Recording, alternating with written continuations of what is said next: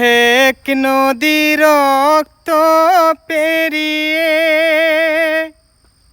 বাংলার আকাশে রক্তিম সূর্য আনলি যারা, তোমাদের এই ঋণ কোনোদিন শোধ হবে না, না না না শোধ হবে না।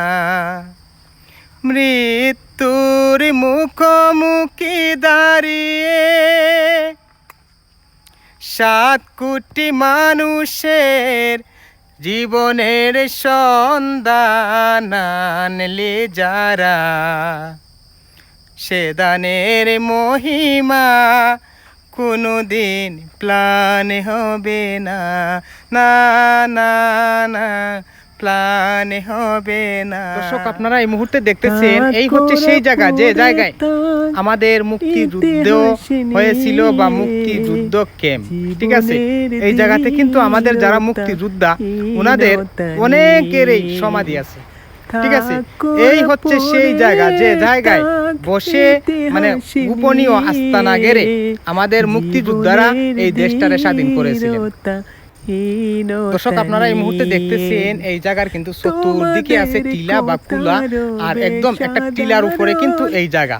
ঠিক আছে, আর এই যে এই অপোজিট সাইড মানে উত্তর সাইডে আছে কিন্তু রাস্তা, আর এই রাস্তায় দিয়ে কিন্তু যারা পাকিস্তানি বাহিনী আসিল তারা কিন্তু আসা যাওয়া করতো, আর ওনারা ঠিক এই জায়গাতে বসে কিন্তু আক্রমণ করতেন। এমনকি এই জায়গাতে আমাদের অনেকদের শহীদদের লাশ সমাহিত করা হয়েছে। অনেক শহীদ আছে এই জায়গার মধ্যে, যাদেরকে তারা মানে এই যে পাকিস্তানি বাহিনী আসিল তারা কিন্তু ওনাদেরকে এই জায়গাতে অনেক শহীদদেরকে হত্যা করেছিল।